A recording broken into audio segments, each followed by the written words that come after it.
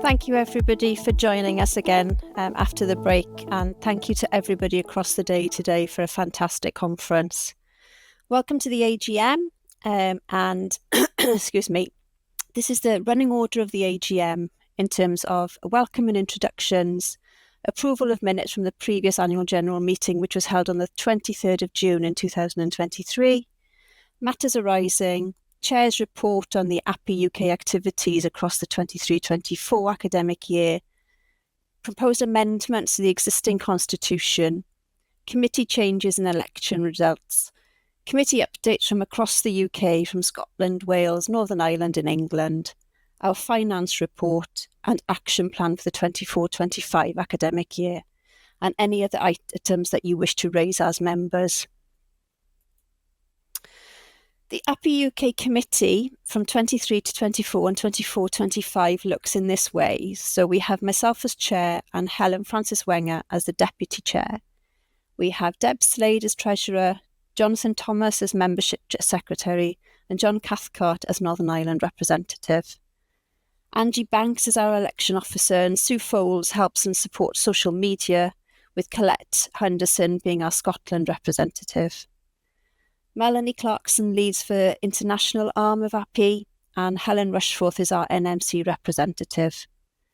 Louise Beasley is our secretary, Diane Reid is our conference lead, Stephen White is our social media and membership updates individual, and Vicky MacArthur leads on EPAO.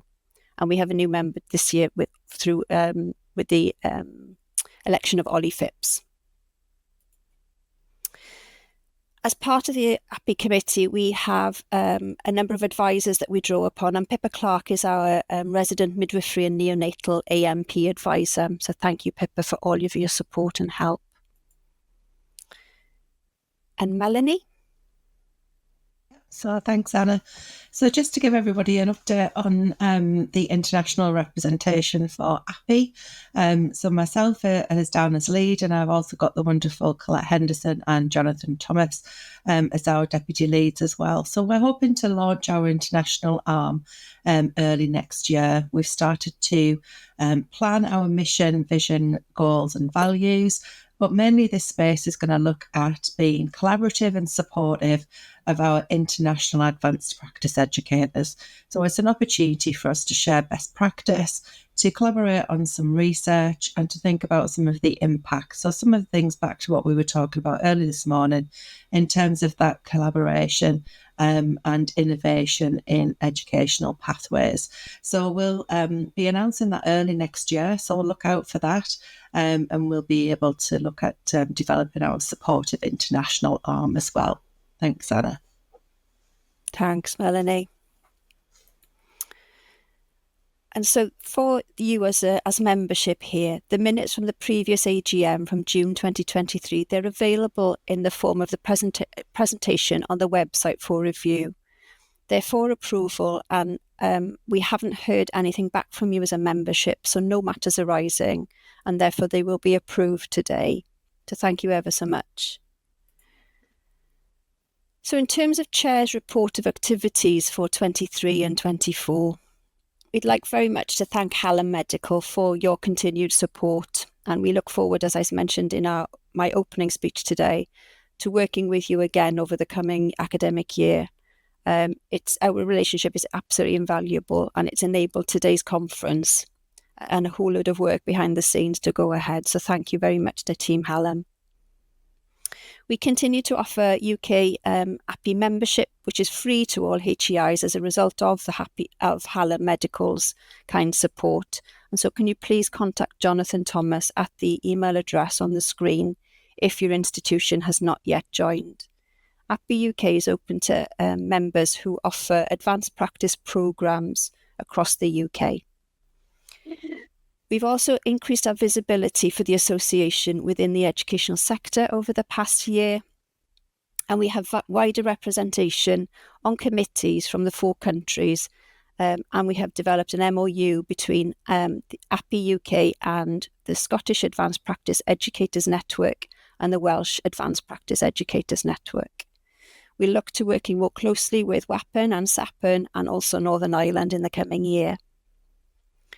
We work with professional bodies and have done over the past year with the NMC, as has been identified today, with their work on regulation of advanced practice of nursing and midwifery, and with UK representation on the steering group of the NMC Advanced Practice Regulatory Project, and in the workstream and task and finish and engagement groups. We also work with NHSE and the Centre for Advancing Practice to support advanced practice. We also work with a number of other bodies to ensure that we do have representation, and Melanie Clarkson and myself are working with a number of professions who are smaller in number maybe, but not as visible, and therefore we need to make sure that they are represented. We have a new Aape website. So this is the Aape address, the website address for you. So please do click on that and make use of the resources. It's been a huge body of work, and I'd very much like to thank Craig Richardson at Combined Studios for all of his support and help in devising and creating and organising the new website. So please do let us know if there's anything missing, any amends, etc. We're still looking out for the odd little error, as it were, as we develop it and as it beds in. So please do let us know. We have continued to work with the Council of Deans for Health, and we continue to work with NHS England, as I've mentioned, but we now also have a large social media followership through X, which is the old Twitter, of over 4,000 members.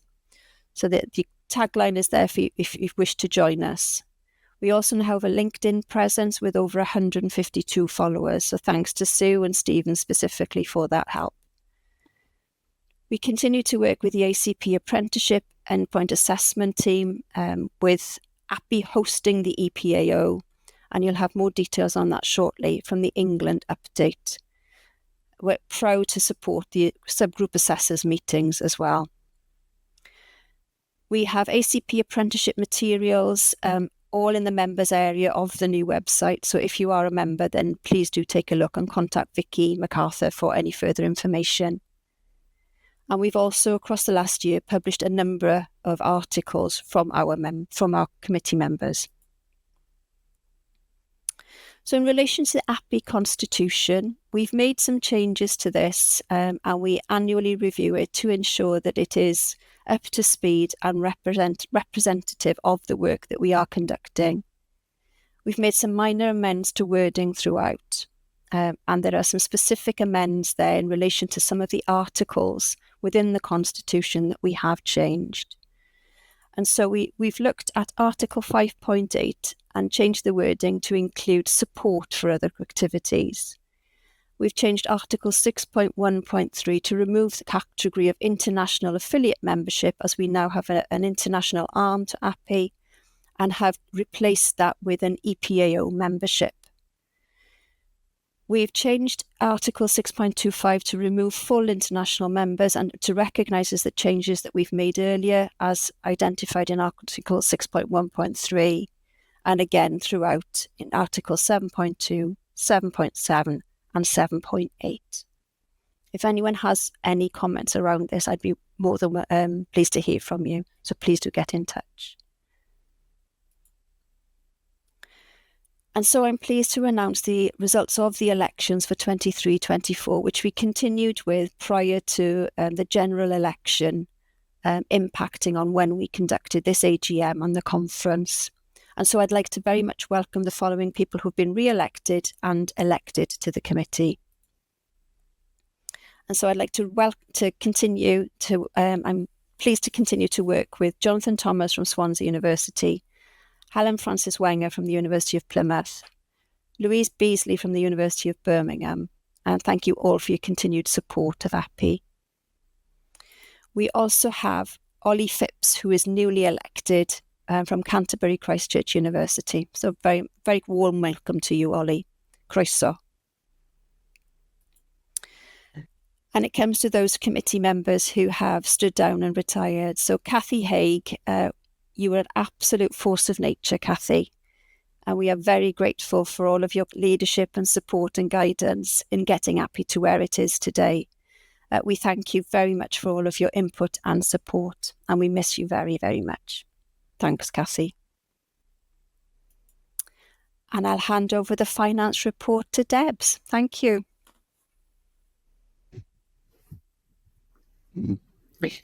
Hello, hope you've enjoyed the conference today. I think it's been absolutely brilliant, and I'm just about to summarise the finance report so as it's transparent as to where our sponsorship monies go. In the last 18 months to 2 years, we have transitioned, as Anna mentioned, from invoicing HEIs for membership of Aape to being fully sponsored by Hallam Medical. So we do once again emphasise our thanks for that. So the first input to our funds, £4,000, was part of that sponsorship. The main outgoings, as you can see, are for the development and maintenance of our website. So thanks again to Craig at Combined Studios. Another output is our sponsorship of members, and that's for anyone to apply for up to £250 towards conference fees, research or project work. The paperwork for applying for this or requesting this to be considered is being updated, and the final copies will be on the website for your availability. You can apply for up to £250, but maximum of 3 times over the course of 10 years.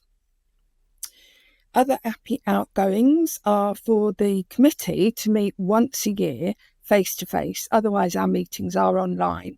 So once a year we meet up, and that's very productive because the meeting tends to generate lots of discussion, build dynamics amongst the committee because we get new members every year.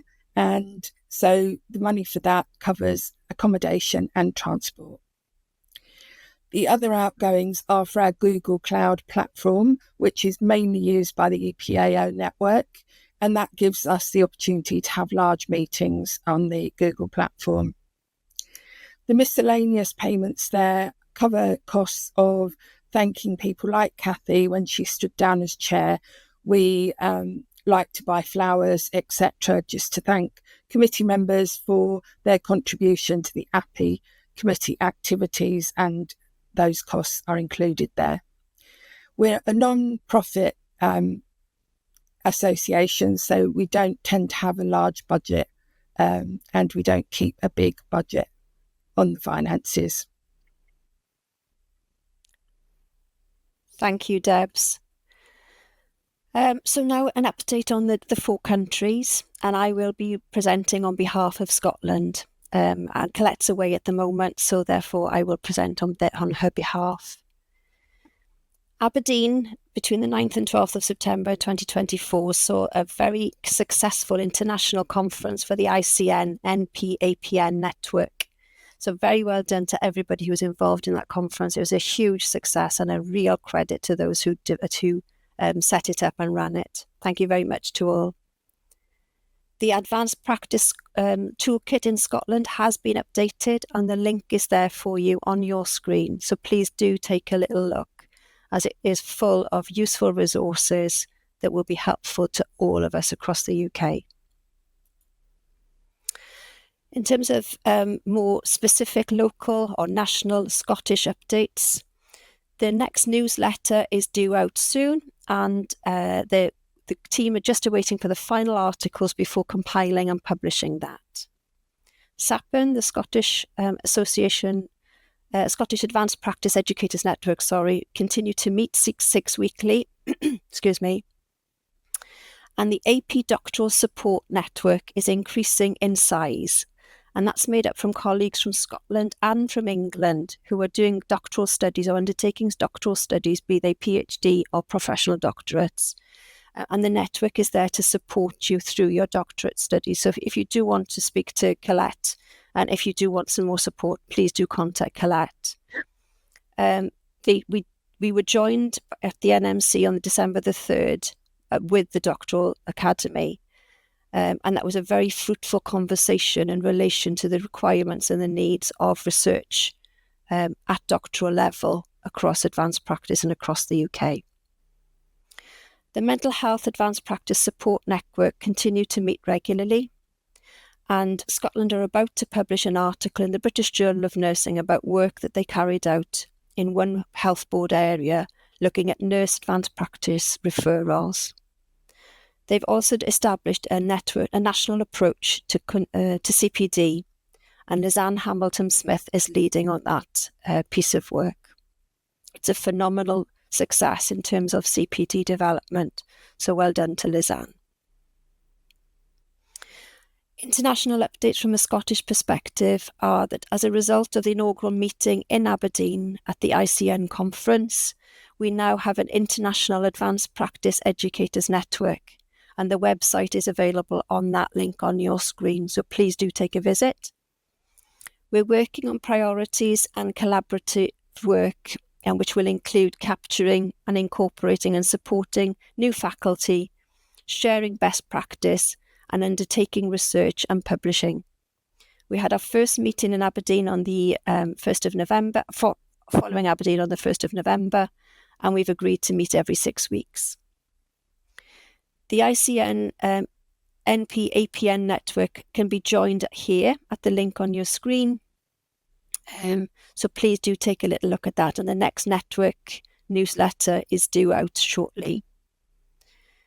The ICN Congress takes place next year in Helsinki in Finland, and so please do take a look at whether that's something that you would like to contribute to and whether that's something that you would like to attend.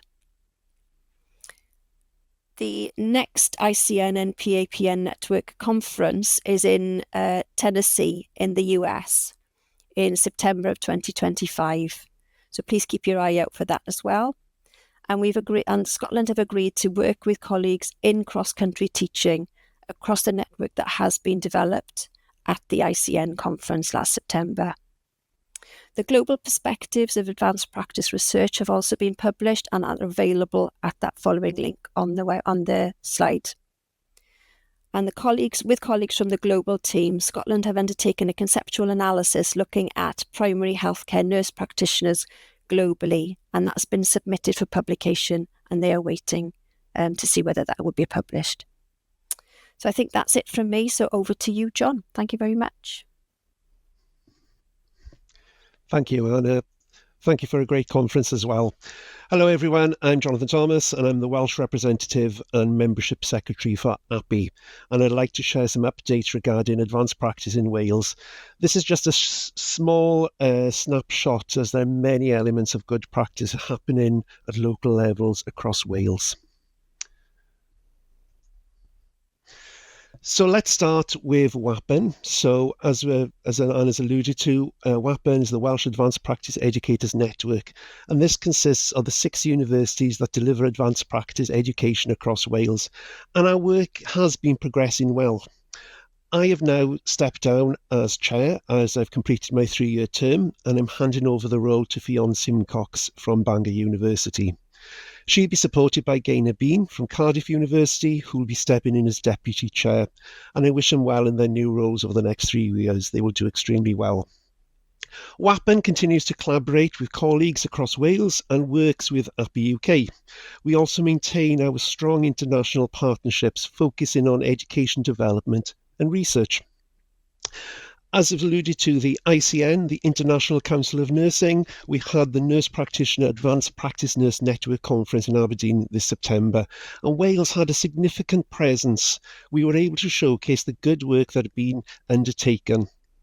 I also continue my role as the co-chair of the communication group for that ICN NP-APN network, and that allows Wales to be put on our international platform, which is great as well.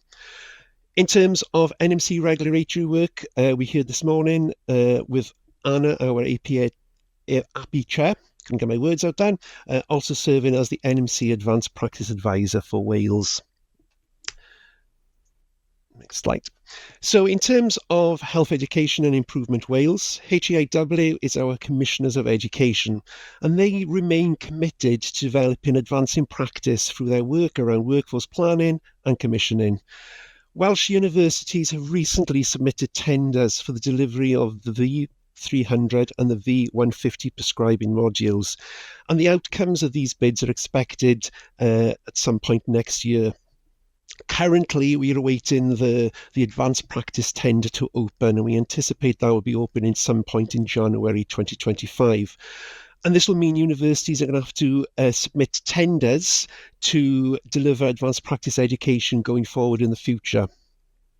In other news from HEIW, they did develop the standards for competency insurance for prescribers, which was launched last year, but obviously work continues around that to embed local and strategic practices. And I've been hearing lots of stuff recently to support that work.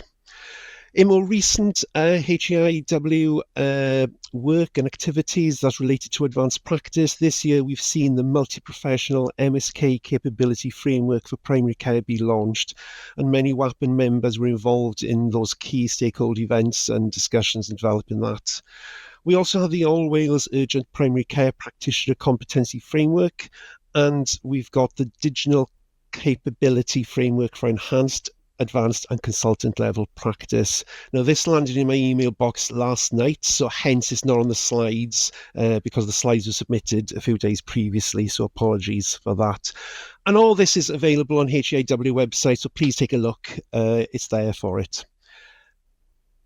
And then in terms of what else has been happening, well, last year we saw the Enhanced Advanced and Consultant Practice Framework launched by HEIW, and health boards have been very busy this last year trying to embed that framework. So governance work is ongoing, and health boards are starting to look at how they can adopt the advanced practice title verification for advanced practitioners. So there's lots of pockets of good work going on there.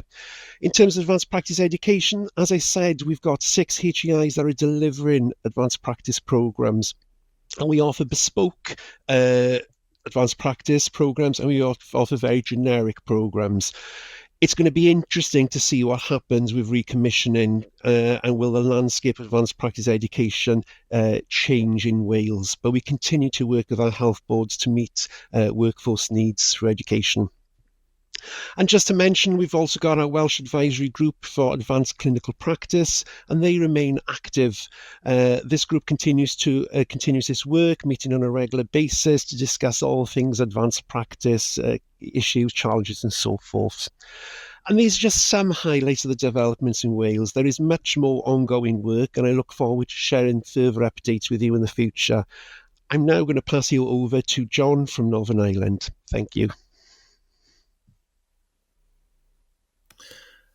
Hello everyone, I'm John Cathcart. I'm the Northern Ireland representative to Aape. Northern Ireland has been doing lots of work in the past year. The current provision of advanced practice in Northern Ireland has been under review for the past, I'd say, 18 months actually. And what they're trying to do is they're share more modules in a more multidisciplinary way across the AHPs and nurses and midwives. There's been a restructure of the programmes to align to a specification that was drawn up by the Department of Health in Northern Ireland. And all these programmes, the restructures will be ready for launch, all being well, in September 2025. And Queen's University and Ulster University, the 2 universities in Northern Ireland who deliver advanced practice, are working very closely together to deliver this on time, and working with the Department of Health Northern Ireland as the commissioners. The setting of an advanced practice academy is being looked at for Northern Ireland, and it's hoped once we get the new programmes up and running and everything's agreed and it's all settled down, that we will get an advanced practice academy which will cover AHPs, pharmacy, potentially looking even at dentistry and nursing and midwifery. But it's still very, very, very early days in that yet, but it's hoped that will be up and running by 2026. Commissioning of modules is ongoing by the Department of Health Northern Ireland to meet the Northern Ireland requirements. And part of that is, which Alison Keyes alluded to earlier this morning, is that for specialist areas, part of that commissioning will take place and be used for specialist expertise universities in England, Scotland and Wales for certain unique aspects. And they will go across and do the clinical expertise modules in those universities, and then they'll come back to Ulster University or Queen's to finish their master's pathway, which is all part of the restructuring that has been happening in Northern Ireland.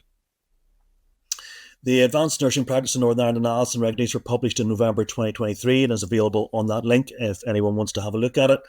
And it's all about making sure that the 4 pillars are embedded within any program and preferably embedded within any module, and that it is multidisciplinary and everyone is working together for the benefit of our clients and patients, that we're delivering the best care.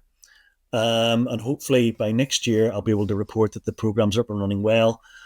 We've got an academy, and I'll just hand you over now to Helen and Helen.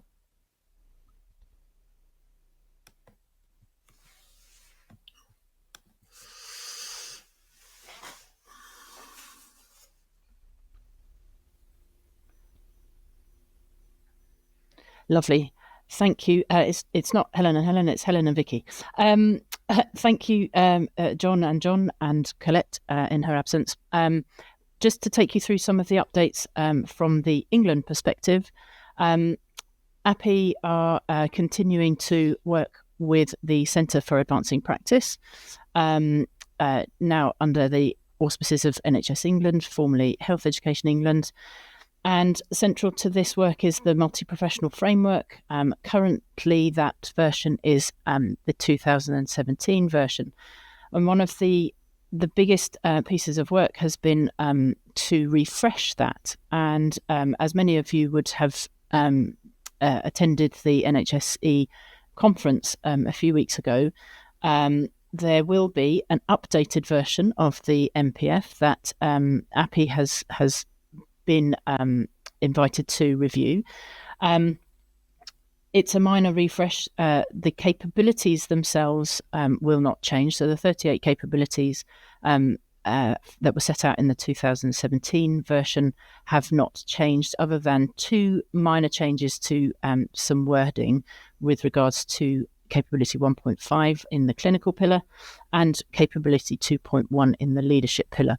But the underpinning messages and requirements do not change, but a lot of the wording and the supporting context around the multi-professional framework has been changed to reflect the feedback that has been obtained over the last 7 years since the inception of the first multi-professional framework. The idea of this was to strengthen the support that it gives to employers and to employees working in advanced practice roles or working towards an advanced practice role. One of the main aims of the multi-professional framework is to for people to obtain their digital badge as a means of recognition of the level of practice to which they're working. And as we can see, there are a number, as we may know, there are a number of different ways of obtaining that recognition of standardization. So Aape have a representative in the form of Helen Rushforth, who attends a working group, an NHSE working group called the Education Assurance Group. And this group is to monitor quality, make sure that the quality is upheld across all HEIs and across the provision of advanced practice programs, and also to support the employees in practice. So the role of the EAG is to monitor program accreditation and their endorsements. Its other auspice is to monitor and manage the supported e-portfolio route, an alternative route for which clinicians can obtain a digital badge if they can demonstrate equivalence of master's level education. The other role of the Education Assurance Group is to work with key stakeholders with regards to credentials. So this is specific pieces of work looking at specialised areas of practice, and also looking at the up-and-coming first contact practitioner route maps and things like that. So there's a number of remits that are covered by EAG, but just to reassure people that Aape do have a place around that table.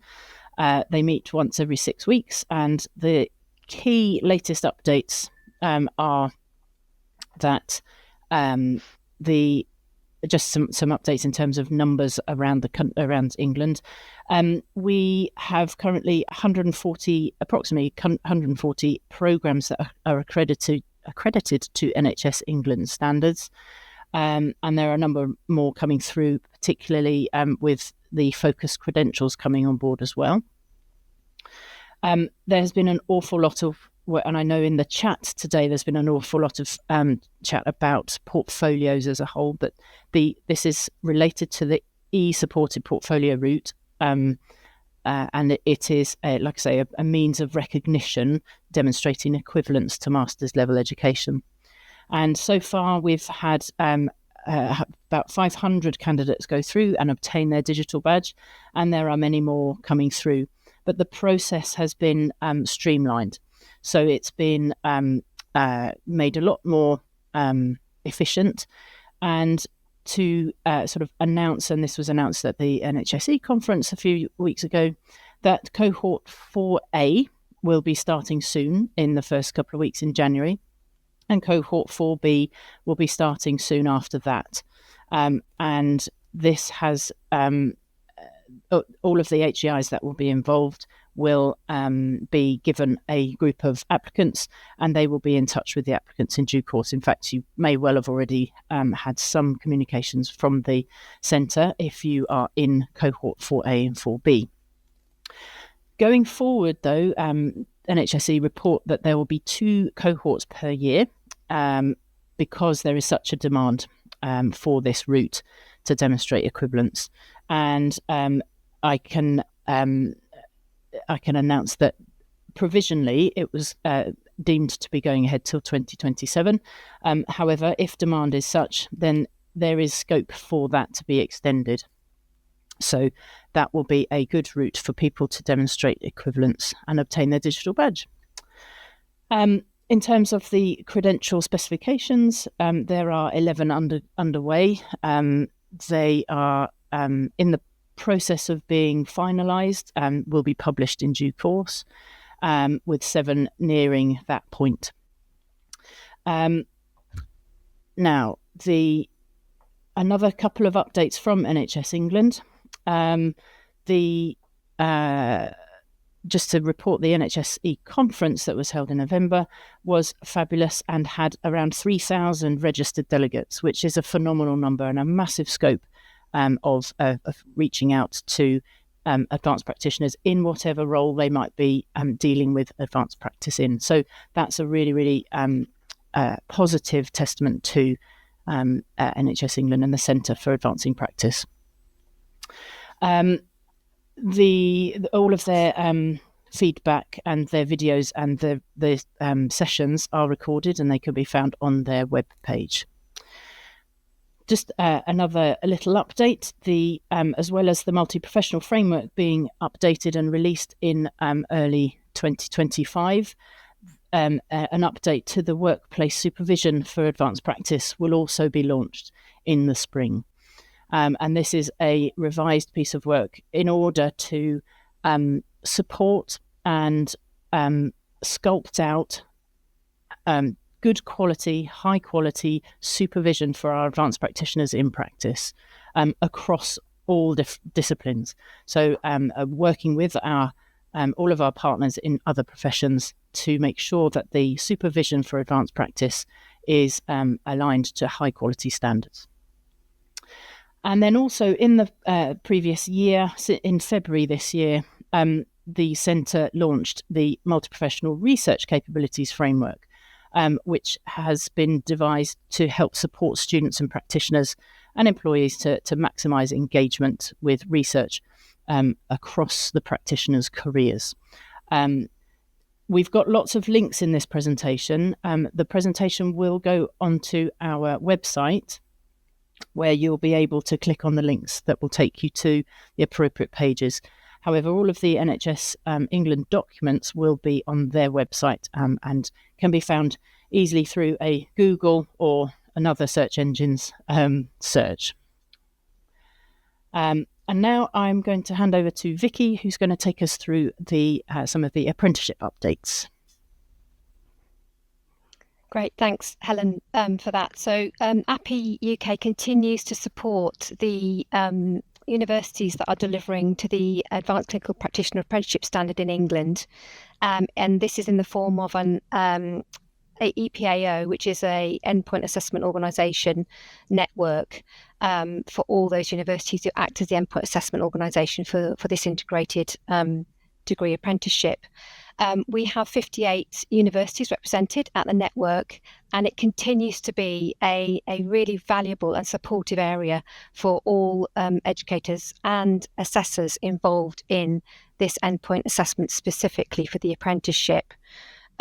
The main change that Anna mentioned earlier, for those of you that are members of this network, is that to access the extensive selection of resources that we've produced to support those running the endpoint assessment, you will now need to have an individual membership on the Aape UK website, and this is to protect the integrity of the resources that we've produced as a network, and make sure that they are accessed appropriately by members of the network. Each individual needs to provide their details, and that then needs to be approved. So there may be a slight delay in you getting an approval, and you may be asked for more information about your involvement with the endpoint assessment for the ACP apprenticeship. So please do bear with us as we get you all logged in. But please do go to the new Aape UK website and check out all the excellent features there, but also how you can sign up for the EPAO network. This is the only part of the website that requires an individual login, and it is only for those who are involved in delivering the apprenticeship route for ACPs or are acting as independent assessors for the EPA.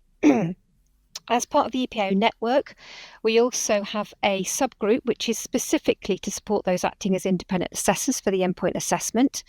And Vicky Lack is the lead for that subgroup, and you can see her email there if you'd like to contact her, or you can contact me to get put onto the email group for either of those groups. One of the main things that's happened recently that members will know about is that as a network, we voted to change element 2 of the ACP endpoint assessment, which was the presentation of practice. This used to be a 1,500-word report and a 35-minute presentation, and we've asked for it to be changed to a presentation only, and therefore the time for that has been extended to 60 minutes.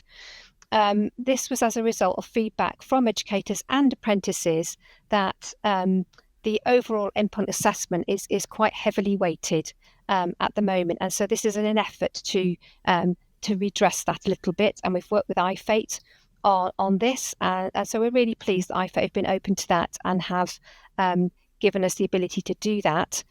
This will be via something called a dispensation, and therefore universities, HEIs, need to wait until that dispensation can be seen on the ACP Apprenticeship Standard webpage as a banner before that's introduced into their own HEIs. So you just need to check. If you're a member of the network already, we will of course let you know when that dispensation is live.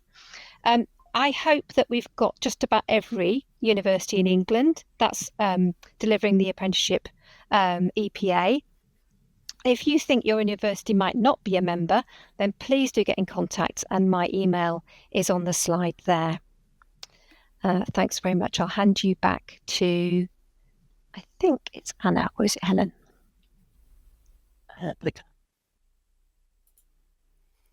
It's to me. Thank you very much.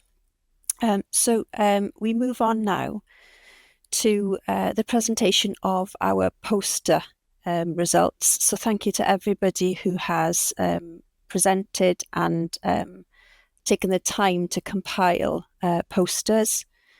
And And there's one more slide, apologies, on our action planning for 24-25, but I'll leave that for you to read as it's repeating what I've already said. And any suggestions that you have for forthcoming work for the Aape committee in the coming year, please do let us know. So any other business, we're on to the poster presentations. So I would like to very much invite Lisa Locker to present the poster prizes. And thank you everybody very much. Hi, good afternoon everyone. It's really great to be part of such a fantastic day today, not only as Chief Nurse of Hallam Medical, but also as a practicing AMP that still delivers regular care to patients out there every day. So I feel like I need a drum roll, but I'm going to start presenting and tell you who's won the prizes. So first place goes to Jess Carpenter for her poster Step Up, Step Down to Step Down Carbon Footprint, and that had 38% of the votes. So well done. Second place goes to Alan Gardner and Lynn Harrison with Enhancing Learner Success, Improving Endpoint Assessments, and the pass rate for ACP learners, and that had 14% of the votes. And third place goes to Amy Foster, Vicky MacArthur, and Lynn Sutcliffe. And here's a real title to get round on late on a Friday for their poster on increasing ontological fidelity of interactive online case-based informed learning using ThinkLink and Adobe Firefly, and that had 11% of the votes. But just like to say what wonderful posters they were, and it was an absolute pleasure to look at them. So I think all that remains to be said really from me is thank you to Aape for such a wonderful conference that's been so informative, not only looking at the future of advanced practice, but the future of advanced practice education. Thank you to all you guys out there that do such an amazing job every day. And I think all that remains to be said is have a safe, happy Christmas. Try and get some downtime so that you're all ready to return and do it all again next year. Thank you very much, guys.